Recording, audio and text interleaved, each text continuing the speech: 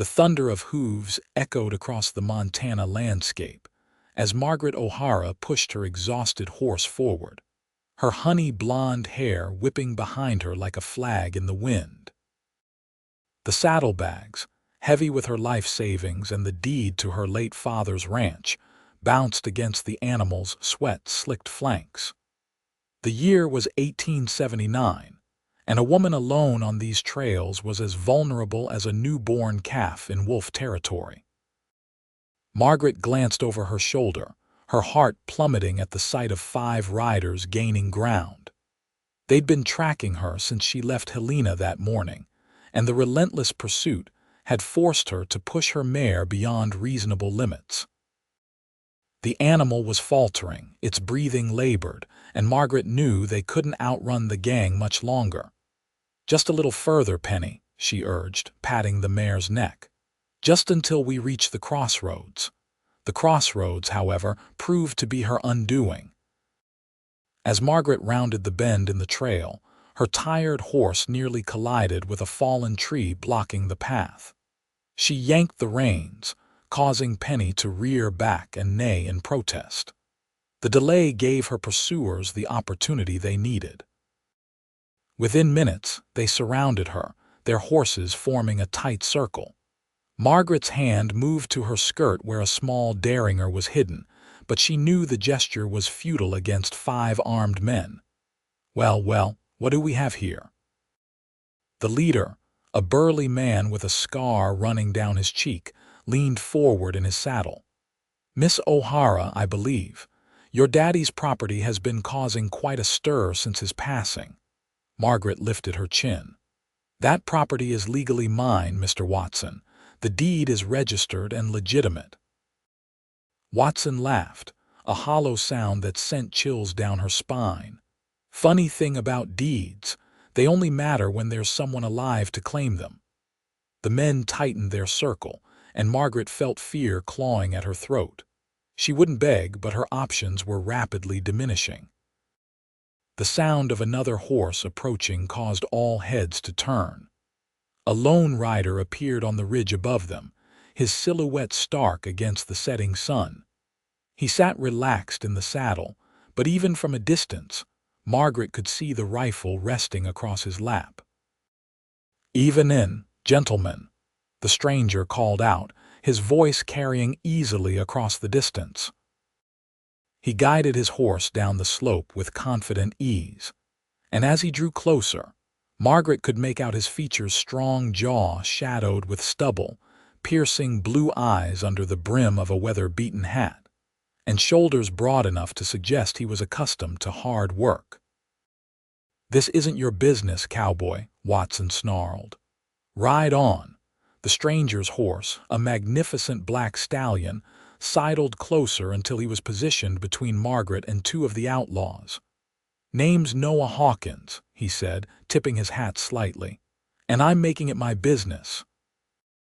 "There's 5 of us and 1 of you," another outlaw pointed out, his hand hovering near his holster. Noah's smile didn't reach his eyes. "I can count just fine. Now you boys have 2 options. You can ride away, or you can find out if your shooting is as good as your arithmetic."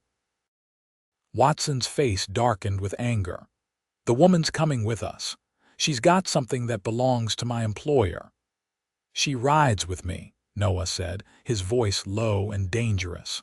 The rifle in his hands shifted ever so slightly, a reminder of its lethal potential. For a moment, no one moved. Margaret held her breath, certain that blood would soon stain the dusty trail. Then Noah made a subtle gesture with his head, and she carefully maneuvered her horse closer to his. "Last chance, boys," Noah warned. Watson's eyes narrowed as he calculated the odds. Finally, he spat on the ground. "This ain't over, not by a long shot." He jerked his head at his companions, and they reluctantly backed their horses away. "We'll be seeing you, Miss O'Hara," Watson called as they retreated. "Count on it." Only when the outlaws disappeared around the bend did Margaret release the breath she'd been holding. She turned to her unlikely savior, studying him more carefully. He was younger than she'd initially thought, perhaps 28 or 30, with laugh lines around his eyes that suggested a more amiable nature than his current stern expression revealed. "I'm obliged to you, Mr. Hawkins," she said formally. "But they're right. This isn't your fight." Noah holstered his rifle and adjusted his hat. "Let's get some distance before we start discussing whose fight it is, Miss O'Hara. Your horse looks ready to drop. There's a creek about 2 miles east where we can rest the animals and talk." Margaret wanted to argue, to assert her independence, but practicality won out. Her mare needed rest, and she wasn't fool enough to believe Watson and his men had truly given up. She nodded her agreement, and together they set off at a pace that respected her horse's exhaustion. The creek Noah had mentioned was nestled in a small grove of cottonwoods, providing both water and shelter. As Margaret dismounted, her legs nearly buckled beneath her, the day's tension and fear finally taking their toll. Noah was at her side instantly, a strong hand steadying her elbow. "Easy now," he said, his voice gentler than before. "Let's get you settled." He helped her to a flat rock beside the water, then tended to both horses with practiced efficiency. Margaret watched him, questions tumbling through her mind. Who was this man?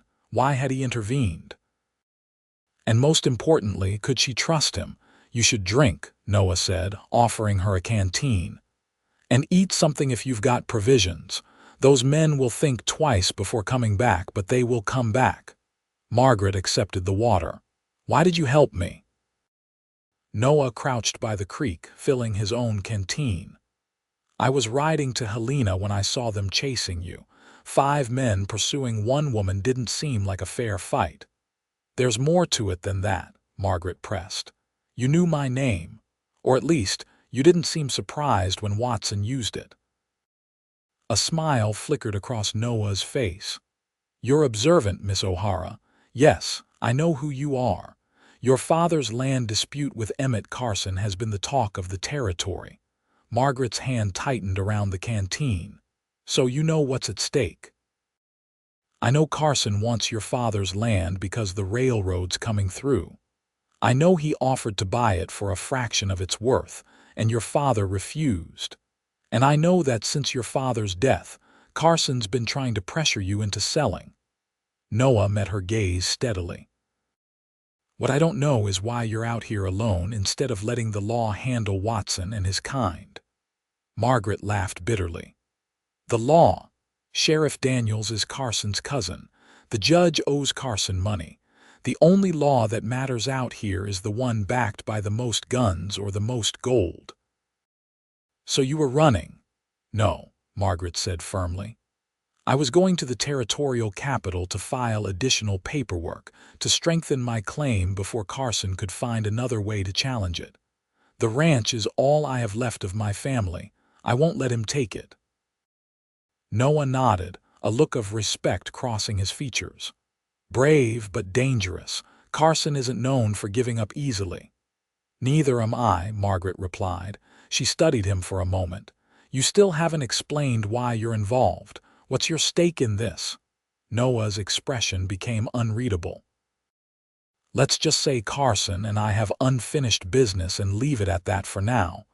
The important thing is getting you back to your ranch safely."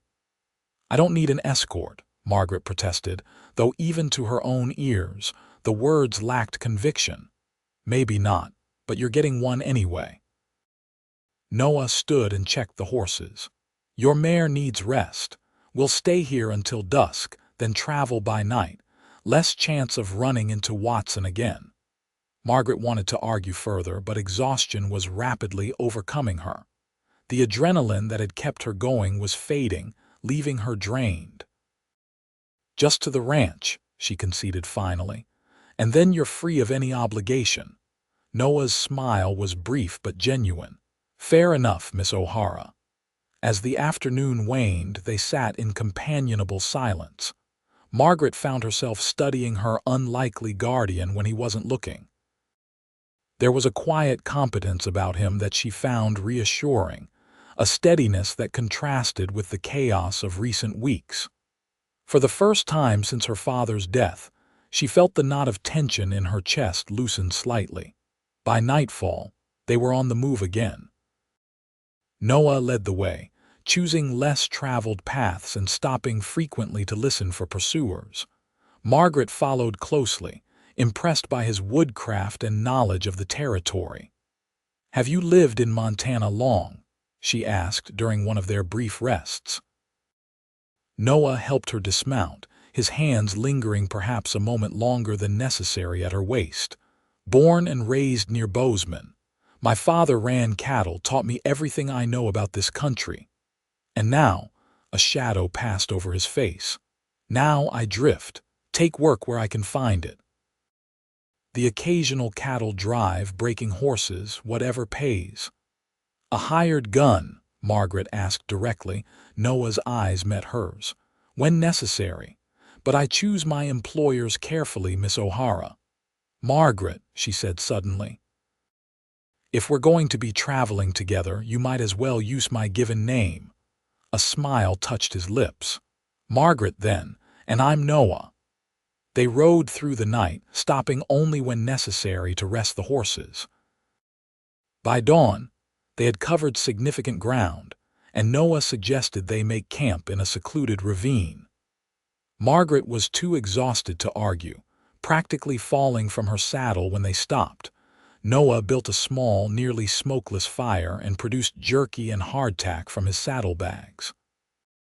It wasn't a feast, but Margaret devoured her portion gratefully. "You should get some sleep," Noah advised, spreading his bedroll for her. "I'll keep watch." "And when will you rest?" Margaret asked, even as she sank onto the offered blankets. "I'll manage, sleep now." Despite her best intentions to stay alert, Margaret was asleep within minutes. She woke several hours later to find Noah sitting against a tree, his hat pulled low over his eyes, but his posture suggesting he was far from relaxed. "Any sign of trouble?" she asked, sitting up and pushing her tangled hair from her face. Noah shook his head. "All quiet, but we shouldn't linger. Your ranch is still a day's ride, assuming we don't push the horses too hard." As they prepared to leave, Margaret caught Noah stifling a yawn. "You need to rest too," she insisted. "You're no good to either of us if you fall from your horse." A hint of stubbornness crossed his features, but then he nodded. "An hour, no more." While Noah slept, Margaret kept watch, her father's old rifle across her lap. She found herself studying Noah's face in repose, noticing how the hard lines softened in sleep, making him appear younger and more vulnerable. There was a scar near his temple that she hadn't noticed before, and another at the corner of his mouth. Marks of a hard life, she supposed. What kind of man was he, really? A drifter, by his own admission, possibly a gunslinger. Yet he'd put himself between her and danger without hesitation. Margaret wasn't naive enough to believe in white knights or selfless heroes, but there was something about Noah Hawkins that inspired trust, despite her reservations. When he woke, precisely an hour later by Margaret's estimation, they set off again. The day passed in relative peace, with Noah pointing out landmarks and sharing bits of local history that even Margaret, who'd grown up in the territory, didn't know. "How did you come to know so much about this area?" she asked as they followed a game trail through a narrow valley. Noah adjusted his hat against the afternoon sun. "I worked as a scout for the army for a while, got to know every creek and ridge from here to the Bitterroots. And yet you didn't know my father. He lived here for 20 years. A strange expression flickered across Noah's face. "I didn't say I didn't know him." Margaret reined her horse to a stop. "You knew my father. Why didn't you say so before?" Noah sighed, turning his horse to face her. "It's complicated, Margaret. Your father and I had dealings some years back. He was a good man." "What kind of dealings?" Margaret pressed. Before Noah could answer, the crack of a rifle shot echoed through the valley. Noah's horse reared as dust kicked up inches from its hooves. "Ride," Noah shouted, already drawing his rifle. "Head for those rocks."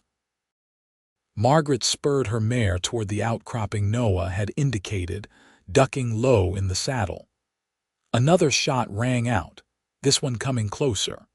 She heard Noah returning fire behind her, the sharp reports of his rifle methodical and precise. Reaching the rocks, Margaret dismounted and scrambled for cover, leading her nervous horse behind the largest boulder. Moments later, Noah joined her, his expression grim. "At least 3 of them," he reported. "Watson and probably 2 of his men from yesterday. They're trying to cut us off from the ranch." Margaret checked her derringer. "Not much use with this." Noah handed her his rifle. "You know how to use this, since I was 12, Margaret confirmed, accepting the weapon. "Good. Keep them pinned down. I'm going to circle around." Margaret's eyes widened. "That's too dangerous." Noah's hand briefly touched her cheek, a gesture so unexpected that Margaret fell silent. "Trust me," he said simply, then slipped away before she could respond.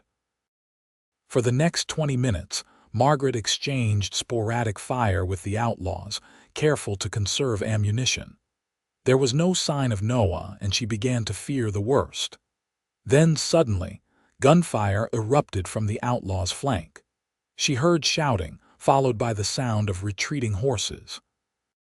"Margaret," Noah's voice called from beyond the rocks.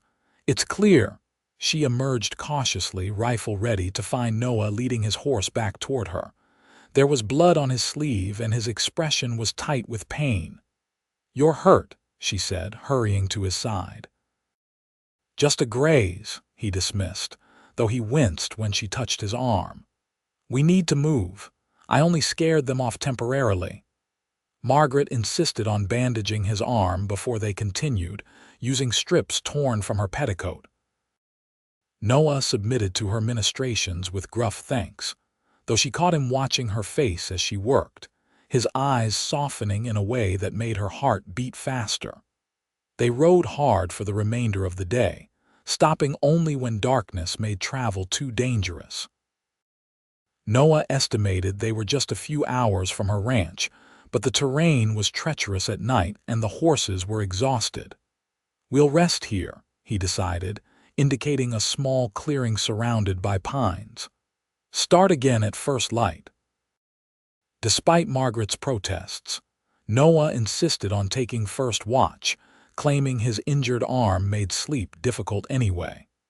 She eventually relented, extracting a promise that he would wake her in a few hours to take her turn.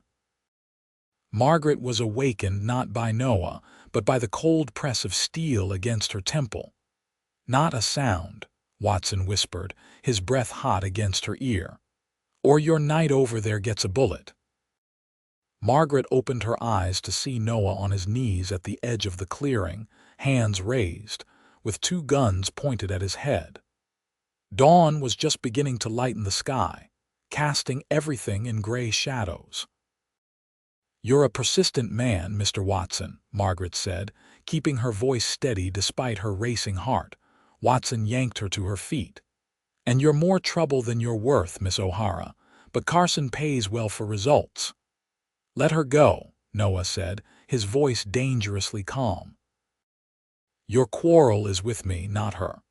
Watson laughed. "And why would that be, Hawkins? Or should I call you by your real name, the one Carson mentioned when he hired me?"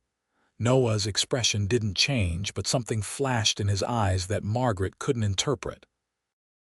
"Carson sent you to kill Josh O'Hara," Watson continued. "But you couldn't do it, could you? Got soft. And now here you are, playing protector to his daughter." He spat on the ground. "Pathetic." Margaret felt as if the earth had dropped away beneath her feet.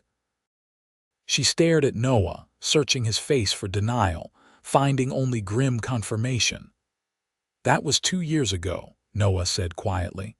"Before I knew what kind of man Carson was. Before I knew what kind of man Josh O'Hara was." "My father," Margaret whispered, the words like ashes in her mouth. Enough talking, Watson snapped. Carson wants the deed and he wants both of you gone. Simple as that. The deed's not with me, Margaret lied. It's hidden at the ranch. Kill me and you'll never find it. Watson hesitated, his grip on her arm loosening slightly. It was all the opening Noah needed. He lunged forward, tackling one of the men holding him at gunpoint. The clearing erupted into chaos as shots were fired. Margaret drove her elbow into Watson's stomach and wrenched free, diving for cover behind a fallen log. The gunfight was brief but violent. When silence finally fell, Margaret peered cautiously over the log. Watson and one of his men lay motionless on the ground. The third outlaw was nowhere to be seen. And Noah was sitting with his back against a tree, one hand pressed to his side, dark stains spreading between his fingers. "Noah," Margaret rushed to him, dropping to her knees beside him. "How bad is it?" he grimaced, attempting a smile that turned into a wince. "Had worse." Margaret examined the wound, her hands shaking. The bullet had entered his side, but there was no exit wound. "We need to get you to a doctor." "Ranch first," Noah insisted. "Not safe here. Third man got away." It took all of Margaret's strength to get Noah onto his horse. She tied him to the saddle, afraid he would fall, then mounted her own mare. They set off at the fastest pace Noah could endure, each jolt of the horse's movement drawing a suppressed groan from his lips. Margaret's mind was a tangle of conflicting emotions. This man had been sent to kill her father, yet he'd risked his life to protect her. Watson could have been lying, but Noah's response had confirmed the accusation. How could she reconcile these truths? The O'Hara ranch came into view as the sun cleared the eastern mountains. Margaret had never been so relieved to see the weathered buildings and split rail fences of her home. She called out as they approached, and two ranch hands came running, expressions changing from welcome to alarm at the sight of Noah slumped in his saddle. "Get him inside," Margaret ordered, "and send Billy for Dr. Winters. Hurry!" The next hours passed in a blur of activity. The ranch hands carried Noah to the spare bedroom, where Margaret cleaned and bandaged his wound as best she could. The bullet was still inside him, and his skin was hot with developing fever by the time Dr. Winters arrived. "You should wait outside, Miss O'Hara," the doctor suggested as he prepared his instruments. Margaret shook her head. "I'm staying." The procedure was difficult to watch, but Margaret remained steadfast, holding Noah's hand as the doctor extracted the bullet and stitched the wound. Noah drifted in and out of consciousness, occasionally muttering incoherently, once saying her name with such tenderness that tears sprang to her eyes despite her confusion and anger. "He's young and strong," Dr. Winters said when he'd finished. "With proper care, he should recover. But he'll need rest, and plenty of it." Margaret thanked the doctor and saw him out, then returned to Noah's bedside. She sat in the chair beside the bed, watching the rise and fall of his chest, trying to sort through the tangled emotions in her heart. He'd been sent to kill her father. The thought kept circling back, demanding attention. Yet he hadn't done it, and now he'd nearly died protecting her. What had changed his mind 2 years ago? What had brought him back to her father's land now? Night fell, and still Margaret sat vigil. The ranch hands brought her food she barely touched. Noah's fever rose, and she bathed his face and chest with cool cloths, listening as he murmured in delirium. "Couldn't do it," he repeated several times. "Not right. Innocent man." Near midnight his fever broke and he opened his eyes, gaze clearing as it settled on her face. "Margaret," he said hoarsely. She offered him water, helping him lift his head to drink. "Don't try to talk, you need to rest." Noah caught her hand as she withdrew. "No, need to explain." Margaret hesitated, then nodded. "I'm listening." Noah took a painful breath. "Carson hired me 2 years ago. Said your father had stolen land that belonged to him, that he had the legal right to it, but your father was threatening his men, scaring off surveyors. That's a lie, Margaret interjected. My father would never— I know that now, Noah interrupted gently. But then I only had Carson's word. I was younger, more reckless. The money was good. Shame crossed his features. I came here, watched your father for days, planned how I'd do it. Margaret pulled her hand away, wrapping her arms around herself. What stopped you? I overheard him talking to you one night on the porch. About your mother, how he'd promised her he'd keep this land for you, how he'd die before he let Carson or anyone else take what was rightfully yours. Noah's eyes held hers. He wasn't the man Carson described. He was protecting his family, his legacy. I couldn't do it. So you just left? Margaret asked, voice tight with emotion. Noah nodded. Told Carson I wouldn't do his dirty work. He wasn't happy, but there are always other men willing to kill for money. His expression darkened. I didn't know he'd try again. I should have warned your father, but I was a coward. When I heard about his death, that it was ruled an accident. You knew it wasn't, Margaret finished for him. I suspected, but I had no proof. Then rumors started about Carson pressuring you to sell, and I knew I had to come back, to make things right somehow. Margaret stood abruptly, needing distance.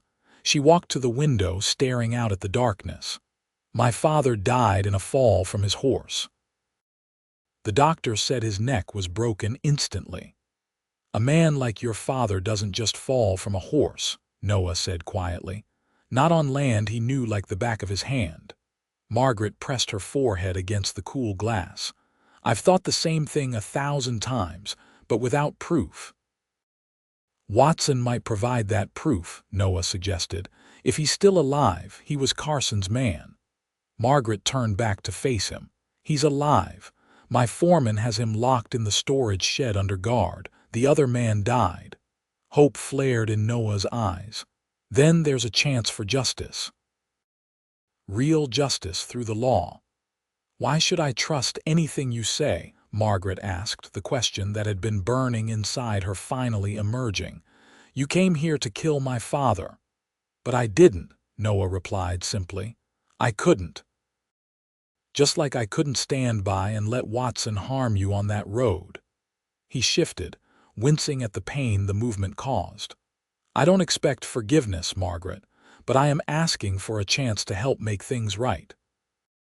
Margaret studied him, this complex man who had been both her father's potential executioner and her own protector.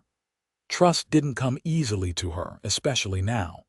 But there was something in Noah's eyes, a sincerity that reached past her defenses. Rest, she said finally. We'll talk more when you're stronger. The days that followed established a routine. Margaret tended to Noah's wound, brought him meals, and gradually they talked. About her father, about Noah's past, about the land they both loved in different ways. Trust built slowly, like a bridge being constructed one plank at a time over troubled waters. Watson, faced with hanging for attempted murder, eventually confessed to his role in Josh O'Hara's death. Carson had indeed ordered the accident, fearing that the railroad's imminent arrival would make O'Hara's land too valuable to acquire by legal means. With Watson's testimony and the support of the territorial governor, who had no love for Carson's methods, a case was built against the powerful landowner. As Noah recovered, he became a fixture at the ranch. His knowledge of cattle and horses proved invaluable, and the ranch hands came to respect his quiet competence. Margaret found herself looking forward to their conversations each evening on the porch, watching the sunset paint the mountains in gold and crimson. The foreman says you turned down payment again, Margaret commented one such evening, 3 months after the confrontation with Watson. Noah shrugged, the movement now free of pain. I'm not here for money. Then why are you here, Noah? Margaret asked, meeting his gaze directly. Carson's been arrested. The threat is gone. Your debt, if you ever owed one, is paid." Noah was silent for a long moment, his eyes on the distant mountains. "You know why?" he said finally, voice low. Margaret's heart quickened. "I need to hear you say it." Noah turned to her then, all his defenses down. "Because somewhere between saving you from those outlaws and you saving me right back, I fell in love with you, Margaret O'Hara. Because the thought of riding away from this ranch from you feels like tearing out a piece of my soul." Margaret's breath caught. She'd known, of course, had seen it in his eyes, felt it in the careful way he'd kept his distance even as they grew closer. And if she was honest with herself, she'd known her own heart too, though fear and doubt had kept her from acknowledging it. "My father would have liked you," she said softly. "The man you are now, not the one Carson tried to make you." Noah's expression was a mixture of hope and uncertainty. "And what about his daughter? What does she think?" Margaret closed the distance between them, her hand finding his. "She thinks that love often comes from unexpected places. That sometimes the greatest acts of courage aren't found in gunfights, but in choosing a different path when it would be easier to continue down the wrong one." Noah's fingers tightened around hers. "Margaret, she silenced him with a kiss, gentle at first, then deepening as his arms encircled her. When they finally parted, both breathless, Margaret smiled up at him. "Stay," she whispered. "Not as a hired hand or a protector. Stay because this is where you belong. With me." Noah's answer was in his kiss, in the way he held her as if she were the most precious thing in the world. And perhaps, to a man who had once been lost but now was found, she was. The following spring, they were married under the same cottonwood trees where they had first rested on that fateful journey. The ranch thrived under their joint care, and in time, children's laughter echoed through the house that had once been too quiet. Carson served his sentence and left the territory, his ambitions thwarted by the very woman he had tried to bully and the man who had once been his hired gun. The railroad came, bringing changes good and bad, but the O'Hara Hawkins ranch remained a constant, a legacy born of love and redemption. And sometimes, on summer evenings, Noah and Margaret would sit on the porch and watch the sunset, his arm around her shoulders, her head against his chest, both remembering the day when outlaws surrounded her on the road, and a cowboy faced them alone and said, "She rides with me." In those words, a journey had begun. In each other's arms it had found its destination,